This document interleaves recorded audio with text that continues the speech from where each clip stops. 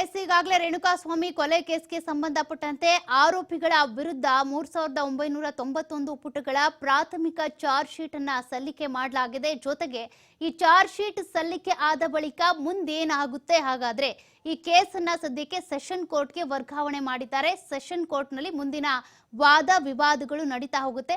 ಒಂದು ಸುದೀರ್ಘವಾದಂತ ವಿಚಾರಣೆಗಳು ನಡೆಯುತ್ತೆ. ಯಾಕೆಂದ್ರೆ ಈ ಕೇಸ್ನಲ್ಲಿ 17 ಜನ ಆರೋಪಿಗಳಿರುವಂತದ್ದು. 17 ಜನ ಆರೋಪಿಗಳು ಕೂಡ ಒಂದೊಂದು ರೀತಿಯಾಗಿ ಕೃತ್ಯವನ್ನ ಎಸಗಿದ್ದಾರೆ. ಅವರ ಸಹಭಾಗಿತ್ವ ಒಂದೊಂದು ರೀತಿಯಾಗಿದೆ. ಹೀಗಾಗಿ ಆ ವಿಭಜೀಕರಣ ಆಗಿರೋದ್ರಿಂದ ಅದಕ್ಕೆ ಸಂಬಂಧಪಟ್ಟಂತೆ ಏನೆಲ್ಲ ತನಿಖೆ ಮಾಡಬೇಕು ಅದೆಲ್ಲದೂ ಕೂಡ ತನಿಖೆ ಆಗಿದೆ. ಈಗ ಕೋರ್ಟ್ ನಲ್ಲಿ ಇದಕ್ಕೆ ಸಂಬಂಧಿಸಿದಂತೆ ವಿಚಾರಣೆ ನಡೀತಾ ಹೋಗುತ್ತೆ. ಸದ್ಯಕ್ಕೆ ಬಳ್ಳಾರಿಯಲ್ಲಿ ದರ್ಶನ್ ಇರುವಂತದ್ದು, ಅದೇ ರೀತಿಯಾಗಿ ಬೆಂಗಳೂರಿನ ಪರಪ್ಪನ ಅಗ್ರಹಾರದಲ್ಲಿ ಪವಿತ್ರ ಇರುವಂತದ್ದು, ವಿವಿಧ ಬೇರೆ ಬೇರೆ ರೀತಿಯ ಬೇರೆ ಬೇರೆ ಜಿಲ್ಲೆಯ ಕಾರಾಗೃಹಗಳಿಗೆ, ಶಿವಮೊಗ್ಗ, ಧಾರವಾಡ, ಕಲಬುರಗಿ ಸೇರಿದಂತೆ ವಿವಿಧ ಕಾರಾಗೃಹಗಳಿಗೆ ಈಗಾಗಲೇ ಆರೋಪಿಗಳನ್ನ ಶಿಫ್ಟ್ ಮಾಡಲಾಗಿದೆ ಈ ಕೇಸ್ಗೆ ಸಂಬಂಧಪಟ್ಟಂತೆ. ಇನ್ನು ಕೂಡ ಈಗ ಚಾರ್ಜ್ ಶೀಟ್ ಸಲ್ಲಿಕೆ ಆಗಿರೋದ್ರಿಂದ ಪೊಲೀಸರಿಗೆ ವರದಾನವಾಗಿದ್ದು ಹೊಸ ಕಾನೂನು ಕಾಯ್ದೆ. ಇತ್ತೀಚೆಗೆ ಒಂದೂವರೆ ತಿಂಗಳ ಹಿಂದೆ ಬಂದಂತ ಹೊಸ ಕಾನೂನು ಕಾಯ್ದೆ ಈಗ ಪೊಲೀಸರಿಗೆ ವರದಾನ ಆಗಿದೆ. ತ್ವರಿತಗತಿಯಲ್ಲಿ ತನಿಖೆ ನಡೆಸೋದಕ್ಕೆ ಹೊಸ ಕಾಯ್ದೆಯೇ ಕಾರಣ, ಅಂದ್ರೆ ವೇಗವಾಗಿ ತನಿಖೆ ನಡೆಸೋದಕ್ಕೆ ಕಾರಣವಾಗಿದ್ದು ಅಥವಾ ಒಂದ್ ರೀತಿ ಅನುಕೂಲಕಾರಿ ಆಗಿದ್ದು ಅಂದ್ರೆ ಹೊಸ ಕಾನೂನು. ಐಪಿಸಿ ಸೆಕ್ಷನ್ ಬದಲು BNSS ಕಾಯ್ದೆ ಜಾರಿ ತಂದಿತ್ತು ಕೇಂದ್ರ ಸರ್ಕಾರ. ಆ ಕಾಯ್ದೆ ಈಗ ಈ ಕೇಸ್ನಲ್ಲಿ ತ್ವರಿತವಾಗಿ ತನಿಖೆ ಮಾಡೋದಕ್ಕೆ, ಚಾರ್ಜ್ ಶೀಟ್ ಸಲ್ಲಿಕೆ ಮಾಡೋದಕ್ಕೆ ಬೇಕಾದ ಅಂಶಗಳನ್ನ ಸಂಗ್ರಹಿಸೋದಕ್ಕೆ ಅನುಕೂಲ ಆಯ್ತು. ಜುಲೈ 1ರಿಂದ ಜಾರಿ ಆಗಿರುವಂತಹ ಹೊಸ ಕಾನೂನು ಕಾಯ್ದೆ ಏನಿದೆ BNSS ಕಾಯ್ದೆ, IPC ಬದಲು BNSS ಅನ್ನು ಜಾರಿಗೆ ಮಾಡಲಾಯಿತು. ಅದೇ ಈಗ ಪೊಲೀಸರಿಗೆ ವರದಾನ ಆಗಿದೆ. ಹೊಸ ಕಾಯ್ದೆಯಲ್ಲಿ 3 ತಿಂಗಳಲ್ಲಿ ಚಾರ್ಜ್ ಶೀಟ್ ಸಲ್ಲಿಸಬೇಕೆಂಬ ಕಾನೂನು.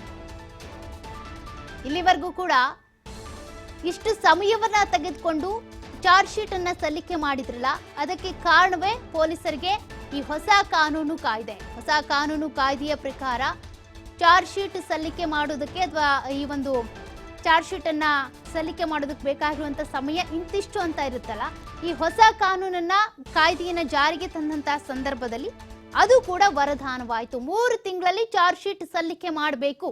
ಅಂದ್ರೆ ಯಾವುದೇ ವ್ಯಕ್ತಿಗೆ ಆಗ್ಲಿ, ಒಂದು ಕಂಪನಿ ಆಗ್ಲಿ ಅಥವಾ ಈ ರೀತಿ ಇಲಾಖೆಗಳಲ್ಲಿ ಕೆಲಸ ಅಂತ ಬಂದಾಗ ಒಂದು ಟಾರ್ಗೆಟ್ ಅಂತ ಇತ್ತು. ಅಂದ್ರೆ ಇಷ್ಟು ಸಮಯದಲ್ಲಿ ನೀನು ಈ ಕೆಲಸವನ್ನ ಮುಗಿಸ್ಬೇಕಪ್ಪ ಅಂತ ಆ ಟಾರ್ಗೆಟ್ ಕೊಟ್ಟಂತ ಸಂದರ್ಭದಲ್ಲಿ ಅನೇಕ ಬಾರಿ ಕೆಲವರಿಗೆ ಟಾರ್ಚರ್ ಅನ್ಸುತ್ತೆ, ಅದು ಬೇರೆ. ಬಟ್ ಈ ರೀತಿ ನ್ಯಾಯವನ್ನ ಕೊಡಿಸುವಂತಹ ಕೇಸ್ಗಳು ಅಂತ ಬಂದಂತ ಸಂದರ್ಭದಲ್ಲಿ, ಪೊಲೀಸ್ ಇಲಾಖೆ ಅಂತ ಬಂದಂತ ಸಂದರ್ಭದಲ್ಲಿ ಈ ರೀತಿ ಟಾರ್ಗೆಟ್ ಕೊಟ್ಟಾಗ ಇರುತ್ತಲ್ಲ, ಅವರ ಕೆಲಸದ ಕಾರ್ಯ ವೈಖರಿ ಏನಿದೆ ಬಹಳ ವೇಗವನ್ನ ಪಡೆದುಕೊಳ್ಳುತ್ತೆ. ರೇಣುಕಾಸ್ವಾಮಿ ಕೇಸ್ನಲ್ಲೂ ಕೂಡ ಅದೇ ಆಗಿದ್ದು. 3 ತಿಂಗಳಲ್ಲಿ ಚಾರ್ಜ್ ಶೀಟ್ ಸಲ್ಲಿಕೆ ಮಾಡಬೇಕು ಅನ್ನುವಂತ ಈ BNSS ಕಾನೂನಿನ ಕಾಯ್ದೆ ಏನಿದೆ ಅದರ ಪ್ರಕಾರವಾಗಿ ತನಿಖಾಧಿಕಾರಿಗಳು ಕೆಲಸವನ್ನ ಮಾಡ್ತಾ ಹೋದ್ರು. 90 ದಿನಗಳ ಒಳಗಾಗಿ ಚಾರ್ಜ್ ಶೀಟ್ ಸಲ್ಲಿಕೆ ಮಾಡಬೇಕು ಅಂತ.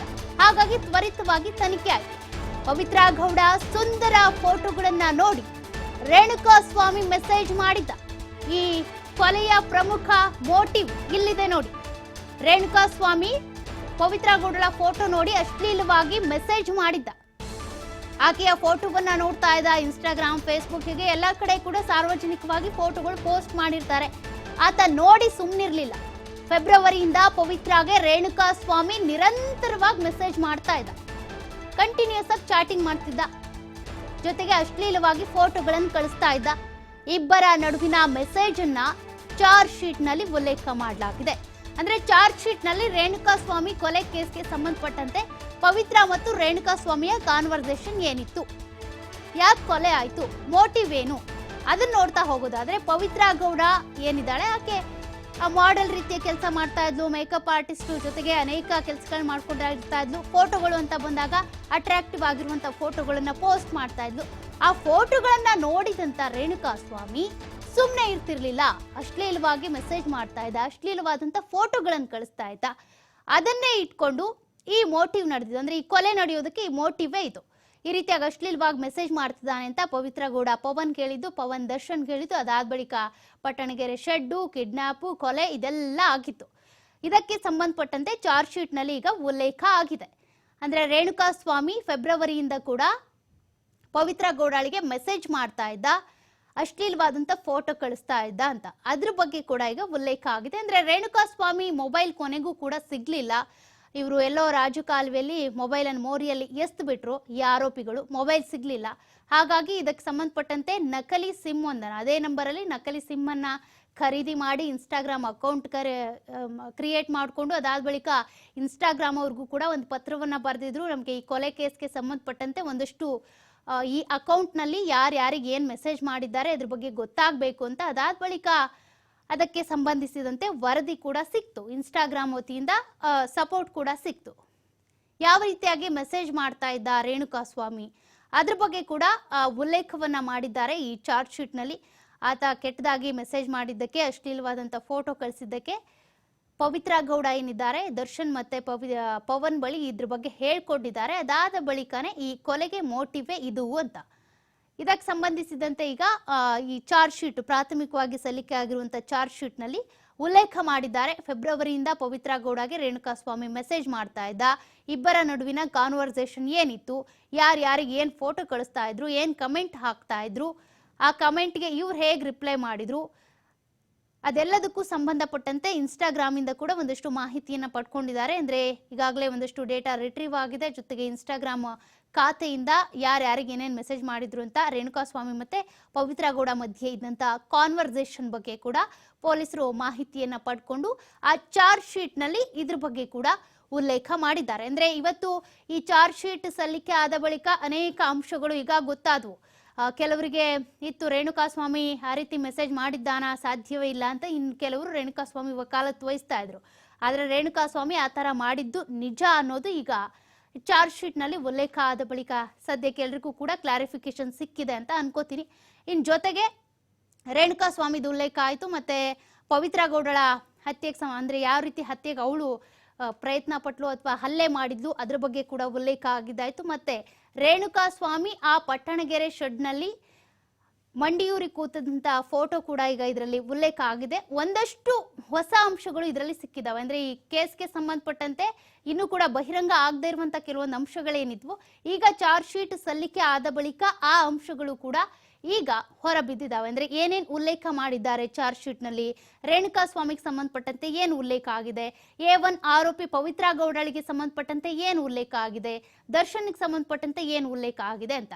ಇನ್ನು ಉಳಿದಂತ ಆರೋಪಿಗಳು A3 ಪವನ್, A4 ರಾಘವೇಂದ್ರ, ಜಗದೀಶ್, ನಂದೀಶ್ ಇವರೆಲ್ಲರಿಗೂ ಸಂಬಂಧಪಟ್ಟಂತೆ ಕೂಡ ಗೊತ್ತಾಗ್ತಾ ಹೋಗುತ್ತೆ ಏನೇನು ಉಲ್ಲೇಖ ಮಾಡಿದ್ದಾರೆ, ಯಾರ್ಯಾರ ಸಹಭಾಗಿತ್ವ ಏನೇನು ಅದೆಲ್ಲವೂ ಕೂಡ ತಿಳಿತಾ ಹೋಗುತ್ತೆ. ಈಗಾಗಲೇ 3 ಜನರು ಈ ಕೇಸ್ಗೆ ಸಂಬಂಧಪಟ್ಟಂತೆ, ಕೊಲೆ ಕೇಸ್ನಲ್ಲಿ ಅವರಿಲ್ಲ, ಜಸ್ಟ್ ಕಿಡ್ನಾಪ್ಗೆ ಸಂಬಂಧಪಟ್ಟಂತೆ ಮೃತದೇಹ ಸಾಗಿಸೋದಕ್ಕೆ ಸಂಬಂಧಪಟ್ಟಂತೆ ಇದ್ದಾರೆ. ಆ ಮಾಹಿತಿ ಕೂಡ ಗೊತ್ತಾಗಿದೆ. ಅವರಿಗೇನಾದ್ರೂ ಈಸಿಯಾಗಿ ಬೇಲ್ ಸಿಗ್ಬಹುದಾ, ಹೀಗೆಲ್ಲ ಸಾಕಷ್ಟು ಚರ್ಚೆಗಳು ಓಡಾಡ್ತಾ ಇದೆ. ನೋಡ್ಬೇಕಾಗುತ್ತೆ ಈ ಕೇಸು ಎಷ್ಟು ತ್ವರಿತವಾಗಿ ಈ ರೀತಿ ತನಿಖೆ ಆಗಿ 90 ದಿನಗಳ ಒಳಗಾಗಿ, 90 ದಿನಗಳ ಒಳಗಾಗಿ ಅಂತಾನೆ ಹೇಳ್ಬೇಕು. 3 ತಿಂಗಳು ಅಂತ ಬಂದ್ರು ಕೂಡ ಅಲ್ಲಿ ಮಿಸ್ಟೇಕ್ ಆಗುತ್ತೆ. ಯಾಕೆಂದ್ರೆ 1 ತಿಂಗಳಲ್ಲಿ 30 ದಿನ ಇದ್ರೆ ಇನ್ನೊಂದು ತಿಂಗಳಲ್ಲಿ 31 ದಿನ ಆಗುತ್ತೆ. ಅಲ್ಲಿ ಕೆಲವೊಂದು ಹೆಚ್ಚು ಕಮ್ಮಿ ಆಗುತ್ತೆ. ಹಾಗಾಗಿ 90 ದಿನಗಳಂತಾನೆ ಕೌಂಟ್ ಮಾಡ್ಕೊಂಡಿರ್ತಾರೆ. ಯಾವತ್ತಿನ ತಾರೀಕಿಗೆ 90 ದಿನ ಆಗುತ್ತೆ ಅಂತ ತನಿಖಾಧಿಕಾರಿಗಳು ಕ್ಯಾಲೆಂಡರ್ ಅಲ್ಲಿ ಕೌಂಟ್ ಮಾಡ್ಕೊಂಡು ಇಟ್ಕೊಂಡಿರ್ತಾರೆ. ಅದ್ರ ಪ್ರಕಾರನೇ ವೇಗವಾಗಿ ತನಿಖೆ ನಡೆದು ವೇಗವಾಗಿ ಸಾಕ್ಷಿಗಳನ್ನ ಸಂಗ್ರಹ ಮಾಡಿ ಸಾಕ್ಷಿದಾರರಿಂದ ಒಂದಷ್ಟು ಸಾಕ್ಷಿಗಳನ್ನ ಪಡ್ಕೊಂಡು ಅದಾದ ಬಳಿಕ ಆ ಎಲ್ಲಾ ಸಾಕ್ಷಿಗಳ ವಿಭಜೀಕರಣ ಆಗಿ ಸ್ಕ್ರೂಟನಿ ಆಗಿ ಅದೆಲ್ಲ ಪರಿಶೀಲನೆ ಆದ ಬಳಿಕ ಪ್ರಾಥಮಿಕವಾದಂತ ಚಾರ್ಜ್ ಶೀಟ್ ಅನ್ನ ಈಗ 24ನೇ ACMM ಕೋರ್ಟ್ಗೆ ಸಲ್ಲಿಕೆ ಮಾಡಿದ್ದಾರೆ. ಒಂದು ಪ್ರತಿ ACMM ಕೋರ್ಟ್ ನಲ್ಲಿ, 24ನೇ ACMM ಕೋರ್ಟ್ ನಲ್ಲಿ ಇದ್ರೆ ಮತ್ತೊಂದು ಪ್ರತಿ ಕಾಮಾಕ್ಷಿಪಾಳ್ಯ ಪೊಲೀಸ್ ಠಾಣೆಯಲ್ಲಿದೆ. ಮತ್ತೆ ಉಳಿದಂತೆ 17 ಜನ ಆರೋಪಿಗಳ ಪರವಾಗಿ ವಾದ ಮಂಡಿಸುವಂತಹ ವಕೀಲರ ಕೈಗೂ ಕೂಡ ಒಂದೊಂದು ಪ್ರತಿಯನ್ನ ಕೊಡಲಾಗಿದೆ. ಈ ಎಲ್ಲದನ್ನು ಇಟ್ಕೊಂಡು ಕೂಡ ಮುಂದೇನ್ ತನಿಖೆ ಅಥವಾ ವಿಚಾರಣೆ ಹೇಗಾಗುತ್ತೆ, ಈಗ ಇಲ್ಲಿವರೆಗೂ 24ನೇ ACMM ಕೋರ್ಟ್ ನಲ್ಲಿ ನಡೀತಾ ಇದ್ದಂತಹ ವಿಚಾರಣೆ ಅಥವಾ ಇದಕ್ಕೆ ಸಂಬಂಧಪಟ್ಟಂತೆ ಆರೋಪಿಗಳು ಹೇಳ್ಕೊಳ್ತಾ ಇದ್ದಂತ ತಮ್ಮ ಅಳಲು ಇರ್ಬೋದು, ಅವೆಲ್ಲ ಏನು ವಿಚಾರಣೆ ತೀರ್ಪು ಇದೆಲ್ಲ ನಡೀತಾ ಇತ್ತು, ರಿಟ್ ಅರ್ಜಿ ಇರ್ಬೋದು ಅಥವಾ ಬೇಲ್ ಅಪ್ಲಿಕೇಶನ್ ಇವೆಲ್ಲ ಆಗ್ತಾ ಇತ್ತಲ್ಲ, ಅದೆಲ್ಲದೂ ಕೂಡ ಇನ್ನು ಸೆಷನ್ಸ್ ಕೋರ್ಟ್ ನಲ್ಲಿ ವಿಚಾರಣೆ ನಡೀತಾ ಹೋಗುತ್ತೆ. ಅಂದ್ರೆ ಈ 17 ಜನ ಆರೋಪಿಗಳ ವಿರುದ್ಧ ಕೂಡ ಈಗ 3991 ಪುಟಗಳ ಸುದೀರ್ಘವಾದಂತ ಚಾರ್ಜ್ ಶೀಟ್ ಏನ್ ಸಲ್ಲಿಕೆ ಮಾಡಿದ್ದಾರಲ್ಲ ಅದನ್ನ ಆಧಾರವಾಗಿಟ್ಕೊಂಡು ಈ ಕೇಸ್ಗೆ ಸಂಬಂಧಪಟ್ಟಂತೆ 17 ಜನ ಆರೋಪಿಗಳನ್ನು ಕೂಡ ವಿಚಾರಣೆ ಮಾಡ್ತಾ ಹೋಗ್ತಾರೆ. ಸರ್ಕಾರದ ಪರವಾಗಿ SPP ವಕೀಲರು ವಾದವನ್ನ ಮಾಡ್ತಾರೆ. ಅದೇ ರೀತಿಯಾಗಿ ತಮ್ಮ ಆರೋಪಿಗಳ ಪರವಾಗಿ ಅಥವಾ ಕಕ್ಷಿದಾರರ ಪರವಾಗಿ ಈ ಆರೋಪಿಗಳ ಪರ ಇರುವಂತಹ ವಕೀಲರು ವಾದವನ್ನ ಮಂಡನೆ ಮಾಡ್ತಾ ಹೋಗ್ತಾರೆ. ಹೀಗಾಗಿ ಕೋರ್ಟ್ ನಲ್ಲಿ ಏನೇನೆಲ್ಲ ಡೆವಲಪ್ಮೆಂಟ್ಸ್ ಆಗ್ಬಹುದು. ರೇಣುಕಾಸ್ವಾಮಿ ಕೊನೆಯದಾಗಿ ಎಲ್ಲರದ್ದು ಒಂದು ಆಶಯ ಅಥವಾ ಆಕಾಂಕ್ಷೆ ಇರುವಂತದ್ದು ಒಂದೇ, ಎಲ್ಲರ ಉದ್ದೇಶನೂ ಒಂದೇ, ರೇಣುಕಾಸ್ವಾಮಿ ಕೊಲೆಗೆ ನ್ಯಾಯ ಸಿಗಬೇಕು, ಆತನ ಸಾವಿಗೆ ನ್ಯಾಯ ಸಿಗಬೇಕು ಅಂತ. ಯಾರೇ ತಪ್ಪು ಮಾಡಿದ್ರು ಕೂಡ ಕಾನೂನಿನಲ್ಲಿ ಶಿಕ್ಷೆಗೆ ಅಂತೇಳಿ ಒಂದಷ್ಟು ಮಾನದಂಡಗಳಿದ್ದಾವೆ, ಜೊತೆಗೆ ಅದಕ್ಕೆ ಅಂತಾನೆ ಕಾನೂನುಗಳಿದೆ. ಆದರೆ ಕಾನೂನನ್ನ ಮೀರಿ ಫಿಲ್ಮಲ್ಲಿ ಹೀರೋಯಿಸಂ ಮಾಡೋ ರೀತಿಯಾಗಿ ಇಲ್ಲೂ ಕೂಡ ಅದೇ ರೀತಿ ಮಾಡೋದಕ್ಕೆ ಹೋಗಿ ಒಬ್ಬ ವ್ಯಕ್ತಿಯ ಪ್ರಾಣನೇ ಹೋಗಿದೆ. ಹಾಗಾಗಿ ಆ ವ್ಯಕ್ತಿಯ ಸಾವಿಗೆ ನ್ಯಾಯವನ್ನ ಕೊಡಿಸ್ಬೇಕಾಗಿದೆ. ಪ್ರಾಣ ಹೋಯ್ತು ಅಂತ ಇದುವರೆಗೂ ಕೂಡ ಅಥವಾ ನಾವು ತೆಗೆದ್ವಿ ಅಂತ ಇದುವರೆಗೂ ಕೂಡ ಯಾವ ಆರೋಪಿನೂ ಒಪ್ಕೊಂಡಿಲ್ಲ. ಸಾಕ್ಷ್ಯನಾಶವನ್ನ ಮಾಡೋದಕ್ಕೆ ಪ್ರಯತ್ನ ಪಟ್ಟಿದ್ದಾರೆ, ಅಪರಾಧಿಕ ಒಳಸಂಚನ್ನ ಮಾಡಿದ್ದಾರೆ. ಹೀಗಾಗಿ ಒಂದಷ್ಟು ಸೆಕ್ಷನ್ಗಳನ್ನ ಇವ್ರ ಮೇಲೆ ಹೇರಲಾಗಿದೆ. ಅವೆಲ್ಲ ಸೆಕ್ಷನ್ಗಳನ್ನ ಆಧಾರವಾಗಿಟ್ಕೊಂಡು ಆರೋಪಿಗಳ ವಿರುದ್ಧ SPP ವಕೀಲರು ವಾದವನ್ನ ಮಾಡ್ತಾರೆ. ತಮ್ಮ ಆರೋಪಿಗಳನ್ನ ಅಥವಾ ತಮ್ಮ ಕಕ್ಷಿದಾರನ ಉಳಿಸ್ಕೊಳ್ಳೋದಕ್ಕೆ, ಬೇಲ್ ಕೊಡ್ಸೋದಕ್ಕೆ ಅವ್ರ ಪರ ವಕೀಲರು ಕೂಡ ವಾದ ಮಾಡ್ತಾರೆ. ಮುಂದಿನ ಡೆವಲಪ್ಮೆಂಟ್ಸ್ ಇದೆಲ್ಲ ಸದ್ಯಕ್ಕಂತೂ ಇಲ್ಲಿವರೆಗೂ ಕಾಯ್ತಾ ಇದ್ದಂತ ಆ ಚಾರ್ಜ್ ಶೀಟ್ ಏನಿದೆ, ಚಾರ್ಜ್ ಶೀಟ್ ನಲ್ಲಿ ಏನೆಲ್ಲ ಉಲ್ಲೇಖ ಆಗಬಹುದು, ಆರೋಪಿಗಳ ಸಂಖ್ಯೆ ಏನಾದ್ರೂ ಬದಲಾವಣೆ ಆಗಬಹುದಾ, A1 ನಿಂದ A2 ಆಗ್ಬೋದಾ, ಹಾಗೆಲ್ಲ ಒಂದಷ್ಟು ಇತ್ತಲ್ಲ, ಅದ್ಯಾ ಎಲ್ಲದಕ್ಕೂ ಕೂಡ ತೆರೆ ಬಿದ್ದಂತೆ ಕಾಣಿಸ್ತಾ ಇದೆ. ಇವತ್ತೆಲ್ಲದು ಚಾರ್ಜ್ ಶೀಟ್ ನಲ್ಲಿ A1 ನಿಂದ ಹಿಡಿದು A17 ವರೆಗೂ ಕೂಡ FIR ನಲ್ಲಿ ಏನಿತ್ತು ಅದನ್ನೇ ಉಲ್ಲೇಖ ಮಾಡಿದ್ದಾಗಿದೆ. ಈಗ ಚಾರ್ಜ್ ಶೀಟ್ ಕೂಡ ಸಲ್ಲಿಕೆ ಆಗಿದೆ.